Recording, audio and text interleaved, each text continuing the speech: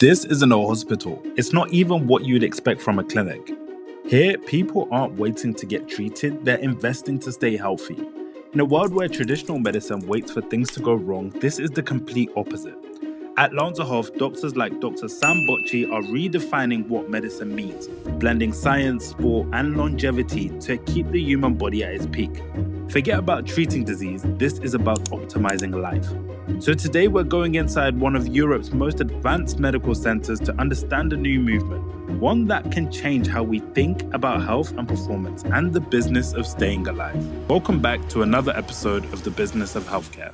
It's not every day that you get to see a clinic in Mayfair. My name is Dr. Malone Mukwendi, and I'm on the journey towards building a hospital, and I take you guys on tours of clinics like this.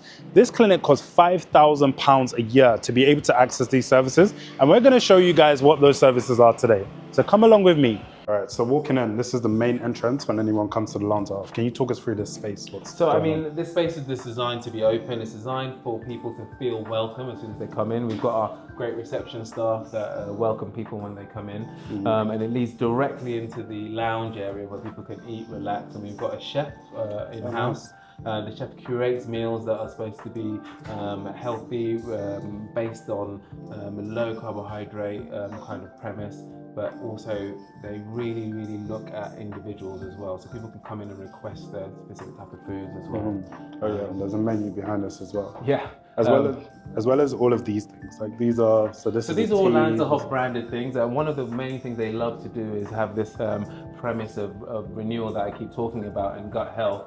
And they do so with some of these fasting cures and the fasting drinks and some of the teas they have, which they put in a different tea every day here, but they've got different metabolic drinks that are designed to help with that, to help flush out the system. I try and have one every day if I can myself. Which one's your favorite? Probably the gold one. It just tastes the sweetest, and I've got a bit of a sweet tooth, so yeah. This was the first clinic I've ever seen with a Pilates studio. We'll show you more of that, but first let's take you to the kitchen. So here we have the lounge. This is where I was mentioning that people come and grab some food, but it's also kind of a serene place where people can relax. Health is more than just fitness and testing and all of that kind of stuff. It's also about relaxation, dropping your cortisol levels. And this is a lovely space for people to be able to do that. It's really nice. Yeah. Even like the random tree as a picture. It's this idea of having a feel of nature as well. Often in the summer they'll open some of these doors, allowing the fresh air in. And it's sometimes we're very rigid when we think about health, but we need to think about all the aspects of health and how that might actually be able to influence patients. And this being a health club, we try and implement that as much as possible. On another floor now, we've come up to the first floor, which is the gym. Why is it important to have a gym in a medical building? I mean, I'm biased. I'm a sports medicine consultant. Musculoskeletal medicine is what I do for a living. But I think for health and longevity, movement is the most important thing you can do. Exercise is the most important thing you can do. We talk about lifespan, how long you live. We talk about health span, how well you live. But both of those are affected by exercise predominantly. Lifespan predominantly by VO2 max and your exercise capacity, and health span predominantly by strength, your power, your lack of diadypnea or your ability to move. So if you can have both those things, you can have a significant reduction in all chronic diseases. And speaking of chronic disease, later in this episode, we take you into my first experience of a cryotherapy chamber. But first, let's see what's in the gym. That's super cool. And I always say to my friends, I like going to the gym myself, but I always say to my friends that I think the closest thing that medicine ever got to a miracle pill is just the gym, or movement, strength training. Listen, exercise is the cure. Yeah. It's literally the cure. It could significantly reduce all diseases, by, not just diseases in terms of getting the disease in the first place, but survivability of the disease as well, How much more do people who are strong survive cancer? Oh, yeah. How much more do people who are strong survive childbirth, survive regular normal things, So yeah, I'm telling you, if you can give one thing to everyone, it'll be exercise. But the ability to exercise is incumbent upon having a good musculoskeletal system, which is why sports medicine is the most important specialty. All right, cool. Let's see what weights we've got in this place. We've got a load of cardiovascular equipment. The reason we use the techno gym stuff is purely because we can monitor what people do. Yeah. And so everyone who is a member here has a key. They plug their key into the system and it monitors everything that they do. So the personal trainers, so as part of the membership here, everyone gets a specific amount of personal training session depending on what type of membership you take. But the personal trainers will monitor them across a time period. So they'll be able to see how they're progressing, whether their fitness, and they'll do interventions and they'll call them in and have sessions with them and say, actually, you know, we need to be improving your cardiovascular fitness. We've noticed that's dropped off. Or actually, your strength hasn't really improved. Can we change your program? And each person will have a program here as well. So really trying to get that 360 level of care. And it's really like data backed. So it's like, did you do the work? Yes or no? Exactly. And you can exactly. literally You can't cheat the system because you have to plug it in every time that you come. So that's really cool. And it gives them accountability as well without definitely someone having to be there for you. You know, I have a personal trainer at the gym I go to locally, and I do that just to get accountability. But here, this data metric allows people to have that accountability as well. And what can the people do with their data? Because I know, like, I have a Whoop, for instance. Yeah. Obviously, it tells me random things about health span, lifespan, all of that stuff. What can people do with the data that they get from all of this? So, I mean, here, I think a lot of that data sometimes is hard to use. Don't get me wrong, I love the Whoop page stuff. I've got a Whoop myself, you know, even on the sleep metrics, you know, I love looking at that. But sometimes you can overload yourself with data. But when the data's out of your control in the hands of a specialist, they only give you the stuff that you need that's going to be able to change your life. So here, for instance, if we notice that your strength is dropping off, we change your program and tell you that your strength has dropped off, we're changing your program. We can present that data to you, or we can just tell you that the change is happening. Whereas I think sometimes people get too in their head about some of this data. I'm like, oh my God, my sleep score is not in the green today. 10K Even steps. though you feel great, you're saying your sleep score isn't in the, you know, and it's that little kind of close touch, that in this luxury element that you're able to get with its specialist taking away some Makes of it that full for you. circle and gives you those actionable insights, which actually do something. Because if your sleep score is not in the green, it's not like when I'm at work, I'm going to sleep. I'm just going to look at it and go, cool. But it also makes you feel worse and puts pressure on you for wanting to do that thing. And you know, it's not targeted in that way because you're not looking at the long-term value of it. So, you know, a lot of people, you know, I use the Whoop Performance score, for instance, the monthly assessment, the MPA. I'll take that from patients and assess it and use it as part of my metric when I'm trying to improve their performance. But we'll never look at an individual day because that doesn't mean anything for me unless it's relevant to something that happened in their life. So I know when they drank alcohol, when they went there, they had a poor sleep score, or I know when they had a little carbohydrates in an evening, they had a poor sleep score. We can use that on an individual basis, but other than that, the individual days mean nothing. This is the studio. We use this space for classes, currently set up for a Pilates class. You know, you can see on the ceiling there, if you have a look up, they've got the hooks, so they often will do some of the hanging classes as well. So the variety of stuff that they can do in here, and this is part of the membership that people get, the ability to come to some of these classes. Things like box fit, like you would get in a normal gym, down to one-to-one sessions and classes as well. This feels really random. Like when I walked in, I didn't expect to see Pilates in, I guess, a health building, because Pilates is probably more fashioned as, I don't know, it's not, I don't think people associate Pilates with healthcare. They associate it with like looking good, feeling good. How does stuff like this actually fit into the bigger picture? So looking good and feeling good, I think is just the outward position of being well. And I think sometimes people want to present that without actually being well. But you know, people that do Pilates look and feel good because they're well within themselves. You know, they're strong, they've got good core, you know, they've got good balance. Those are all metrics of health care rather than just, you know, wellness. And I think it's this bridge between wellness and healthcare that we need to kind of remove, because it's all part of the same brush. And we just need to find a way to keep it evidence-based, keep it legitimate, and make sure people are safe. And if we can do that, wellness then blends into healthcare, and we get rid of it. We can call it well care, we can call it wellness, I don't know, man. But all I'm saying is it's the same thing, and we need to not let it get taken over by some of the crazy biohackers that do too much. Because we make content about like the business of healthcare, the thing that I think about all the time is how wellness as an industry and as a business is at the moment extremely profitable, which is why you get the rise of any Tom, Dick and Harry just coming up with the protocols, saying that actually run like ultra marathons and it's the best thing ever for your knees.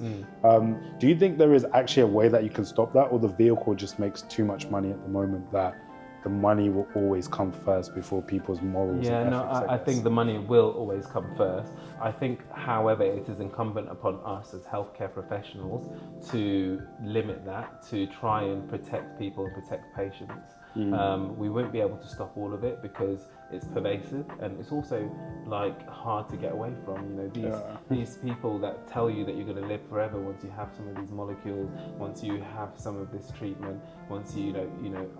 Some treatments that really work for one thing are being told that they work for everything, and it's us amongst us to like try and do some research in them, trying to produce like actual protocols, because if we don't, we're just leaving people alone to be taken over by these exact same people who are unscrupulous and just want to make money. So. Playing almost like devil's advocate here, you say it's amongst us healthcare professionals to do something about it. I think I don't have as much experience as you, but my small introduction into healthcare tells me that a lot of people in healthcare will be very opposed to stuff like this because it's not a drug, it's not an A&E department. How do you get those people on board? I've got a good question. When you find out, you let me know, because I'm struggling with that at the moment. Listen, we all have imposter syndrome, like especially with backgrounds like ours. There's always this element of not wanting to stick your head above the parapet. But I think it's important that innovation is pushed forward, and as younger doctors, we need to be able to be the ones to do so. Yes, there's always going to be dogma. There's always going to be rhetoric of old school being the best, and that just has never been true. Innovation has always pushed things forward. Sometimes we find out that innovation wasn't good later down the line, but we always need to keep pushing forward for the betterment of patients. And I'm not sure that we can use that as an excuse to say that that people want the old school like hospital structures and the A&E departments, and that we need to be the ones that come and fashion that, because at the end of those, we're going to be here a lot longer than those people who have been there 30-40 years before us, and we're going to be managing these patients. And if we can add in preventative healthcare, we can add in wellness, if we can add in the future of innovative medicine, we need to do so now, but again in a safe, evidence-based way. And I think my theory on all of this is, I think if healthcare doesn't react and respond to the trend or the wave that is coming, I think it will come either way. Because I always say things like the rise of like matcha teas all of a sudden being fashionable, the rise of like people wear athleisure like Gymshark and everything like everyday wear now, whereas back in the day it was like only bodybuilders would wear like gym equipment. And just general life choices like that, like Gen Z are reported to drink less alcohol than any other generation before. So I think people, almost like the consumer, wants it, but if they can't get it from traditional healthcare, they're going to get it from people are becoming healthier in general. They may not be healthier on the outset in terms of numbers, but there's a clear trend towards health as a mega trend, and that's what people want. And we need to be riding this wave and thinking, actually, now that people are trying to take accountability of their own health, how can we help them, do this in the best manner? Because we are the healthcare professionals. We are the ones that they should be looking towards for this information, for the guidance. And we're not doing so because we're rigidly stuck to our old structures, waiting for people to get unwell, waiting for people to get sick, when we could be doing like preventative methods. And that's, in sports medicine, there's three main streams when you become a sports medicine trainee and later a consultant. There's elite sport, which is what everyone thinks sports medicine is, but the biggest streams are musculoskeletal medicine and the public health element of health and wellness and fitness. And those two streams are really important for our society, because if we can get it right in terms of prevention, we can really reduce the healthcare burden in general.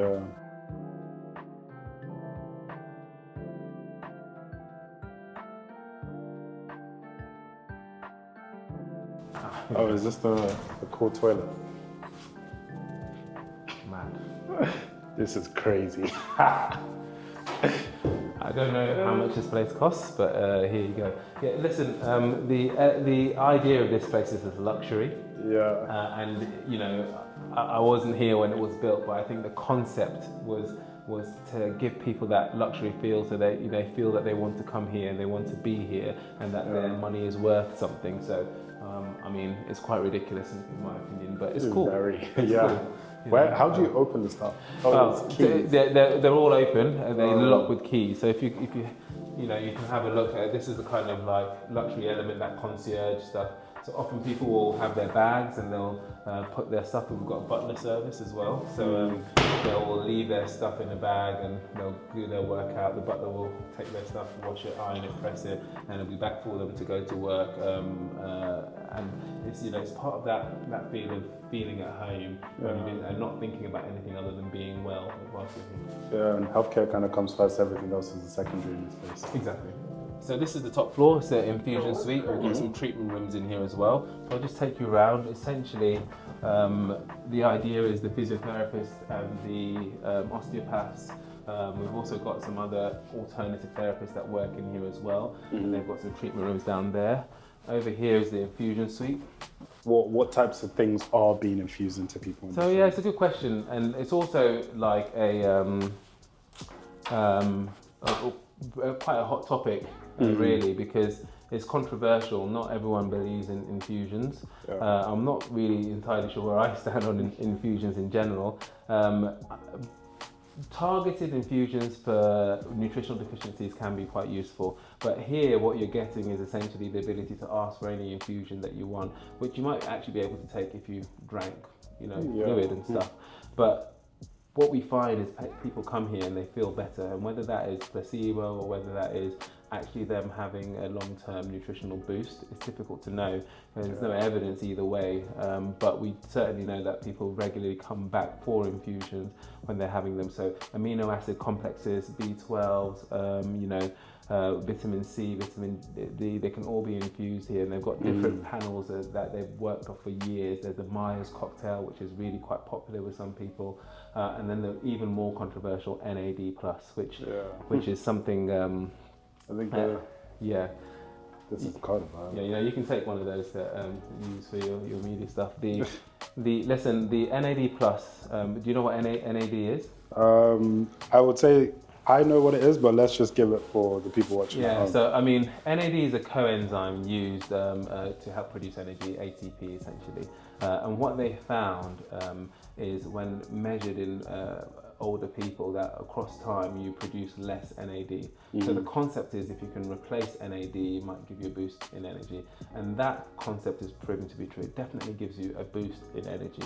However, there might be negatives to doing that as well. And I always say, there's no shortcuts in life, and NAD can come across as a bit of a shortcut. So how you give it, when you give it, whether you take the precursors, the oral versions, which NMN and NR, or whether you take NAD either through subcut or here IV. The question is, which of those is better for you? And there's not really a very strong evidence.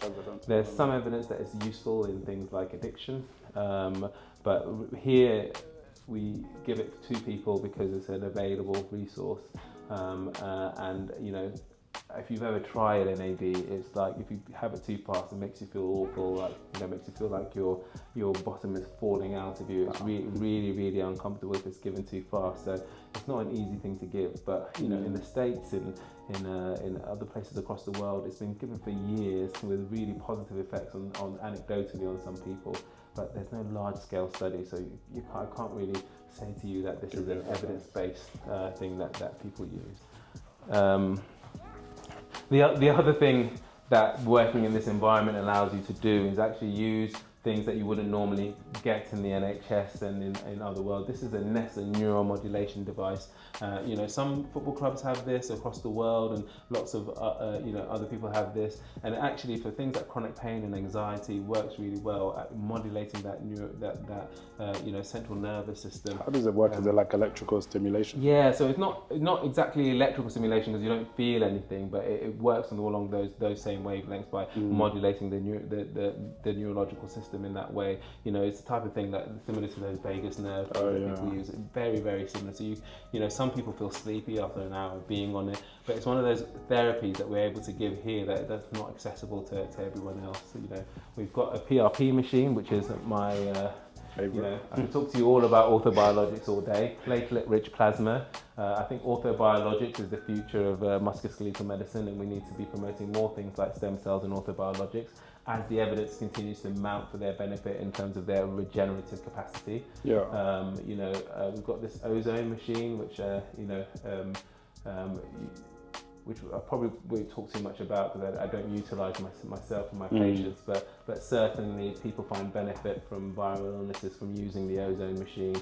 Takes some blood out, infuses a third oxygen molecule into it, puts them back in, and people feel better for it. Breaks up the free radicals. Apparently, works really well for what's that word I'm looking for?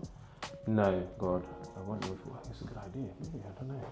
No, it's a good question. It's not been used for sickle cell because it doesn't work in that manner, but the word's not going to come to me. Cool. So I'm assuming someone can come here, walk in through the front door where we came in, come up here, get the PRP, come and get a consultation with you, and finish in the gym on the way home. So the concept of what you're saying is true in terms of the level of care, but I would adjust that slightly. So a really good example is I've created the knee regeneration program. So a patient will come in, will see me in the consultation room. I'll do my assessment on them. That will include a detailed history, a detailed examination, a functional examination. I will then use the ultrasound machine, have a look at the joint, if it's the knee joint or another joint.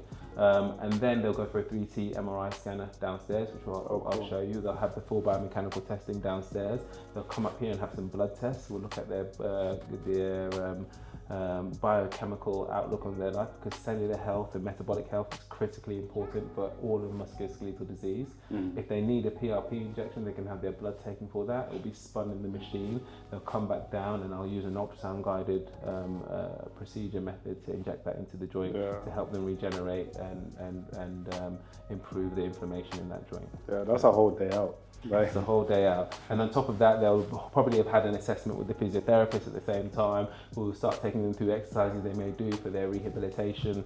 They may get a plan for some infusions. If there's some amino acid complexes they could take over time that might promote a better recovery over the time period. So, it's this idea of the 360 level of care. It's luxury, but it's also personalised, evidence-based, and driven towards results in the long term. Yeah, I love approaches like that because it's.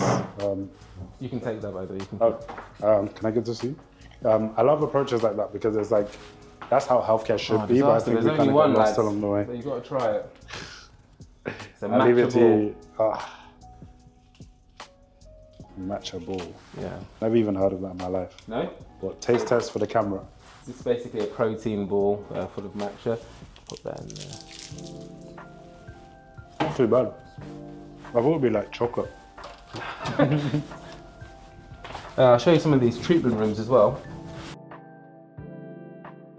At this price point, do patients have high demands in a space like this? Not that the price point isn't too much of a problem for these patients. I think they have high demand because of the type of patient that they are, more than anything. But demands are easy to fill if you're providing a service of value. That goes without saying.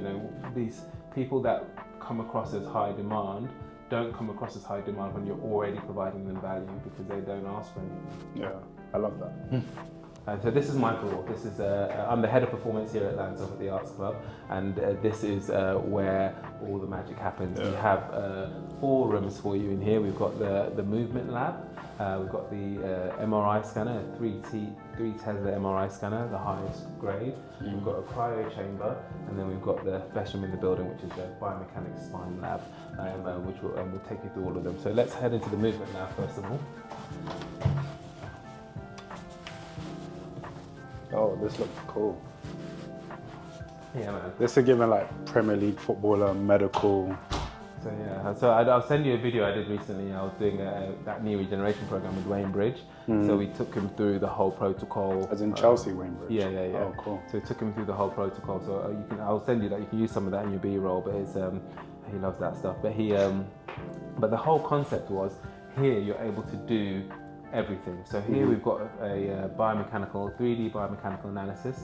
We've got force plates in the treadmill as well. Yeah. So not only are we able to see the angles at which people's joints move at, we can check the moment and the power at which they're applying to their joints. So, you know, when you're looking at someone's gait and you want to know whether they're valgus or varus, or they're leaning too much whilst they're walking, you can't always tell that when you're standing, you can't always tell that with visual inspection, but we can tell that with metrics and biomechanical analysis.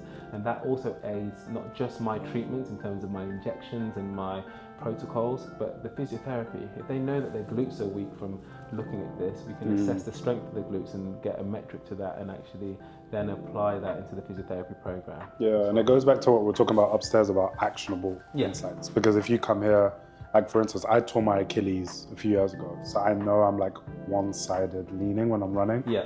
But if I can get that insight from here and go upstairs to see you or upstairs to the gym, it's like honestly, it's amazing what you can get out of the patient when you show them the deficit and you show them the difference. You know, even simple strength testing, and you show them that they're 40-30% down on one leg, makes them focus and be able to do some of that training more, because they know that there's a goal that they're going to get to. So really important. What do you think is the benefit of this stuff?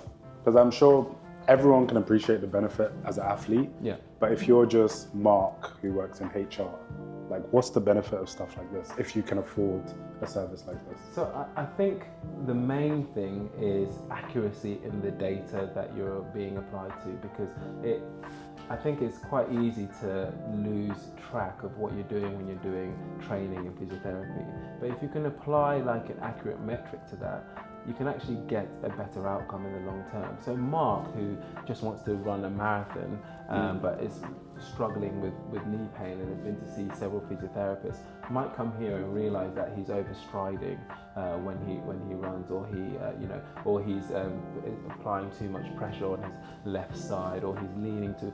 These are all metrics that we might be able to adjust for Mark when he comes and does this assessment here. And I think we always use this moniker of athletes, but what I'd love to do is apply these athlete methodologies to everyone.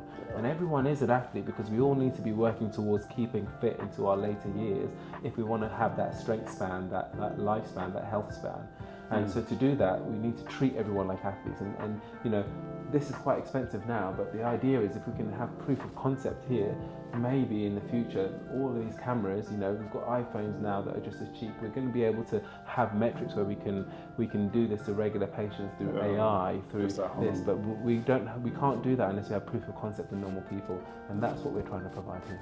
Time and time again, there's nothing more important than your VO2 max in terms of a measure of your lifespan. And VO2 max is one of the greatest predictors of lifespan that you can have, and just a small improvement in your cardiovascular fitness can move you into a different category of risk of death. And so, assessing it, putting a number on it can be quite helpful. Whilst you don't need to do that to improve your cardiovascular fitness, it's a really, really accurate way of measuring that for people. Yeah, what's your number? Don't worry about that. So, cryo chamber, and it'll tell you here, this goes to minus 110 degrees. We normally stack it for just 3 minutes when people are using it. It can activate lots of different mechanisms in the body, especially cold shock proteins, which have a lot of immune boosting benefits, recovery, stress management. I tend to use it for or stack it in people's programs when they have lots of anxiety or lots of chronic pain, and this can be a really good reset over time when they're utilising it. And although that's not evidence-based in terms of the large studies, I have found anecdotally between individual patients that can be really, really useful for them.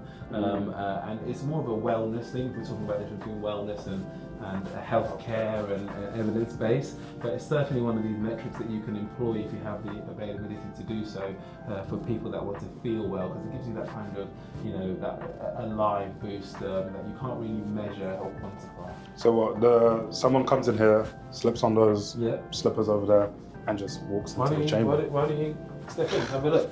I hope it's not on. It certainly is on. Can I go on the shoes? Or? Yeah, no, go in the shoes. Jeez. There you go. Jump in.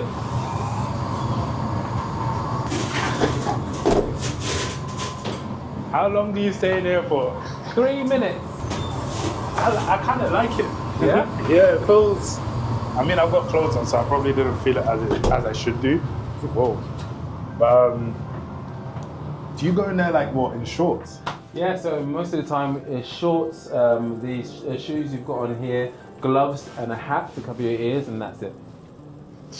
Right, the best room in the house. I think I've got big expectations for this. I'm telling you, whatever you thought, your expectations will not match this. This is a very small room, but probably one of the best kitted out rooms in Europe in terms of the level of biomechanical testing equipment we have. We have the Dyer's pedogate here, which if you come over here and have a look at this screenshot, you can see exactly what it does. It assesses your posture. It looks at your foot planting as well, so it will give you an assessment of how bent over you are and exactly where your foot is being placed. And often, I had a patient today who was overpronating, and we can tell that on this measure, but he also had some trunk and pelvic instability as well. And you can tell that you couldn't really see that when he was walking, but after he walked for a little bit, you could see his right hip and his right pelvis drop significantly each time. And we didn't know why that was, but because he was overpronating and also had knee pain, he's got a whole right side that was causing him some problems. So now we've got to focus as to what we're going to get him some insole. We're going to work specifically on his medial knee and his right glute, and to see if we can fix some of that. But this is targeted information that we're able to get in these ones.